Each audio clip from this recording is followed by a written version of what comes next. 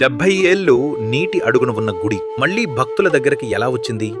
మైసూర్లోని వేణుగోపాలస్వామి గుడి అద్భుత కథ ఇది. 12వ శతాబ్దంలో హోయసల రాజులు ఈ గుడిని ఎంతో గొప్పగా కట్టించారు.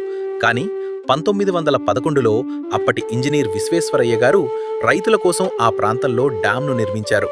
దీని కారణంగా అక్కడ ఉన్న ఆ ఆలయం నీటిలో మునిగిపోయింది. అయితే 2000 సంవత్సరంలో వచ్చిన కరువు కారణంగా ఈ ఆలయం మొత్తం బయటపడింది. 70 ఏళ్లు నీటిలో ఉన్నప్పటికీ చెక్కుచెదరని అద్భుతాన్ని చూసి కోడే ఫౌండేషన్ వారు ఆ ఆలయం మొత్తాన్ని యథాతథంగా డ్యాంకి దూరంగా మార్చే సాహసం చేశారు. దీనికోసం గుడిలోని ప్రతి రాయికి నంబరు వేసి ఫోటోలు, వీడియోలు తీసుకున్నారు.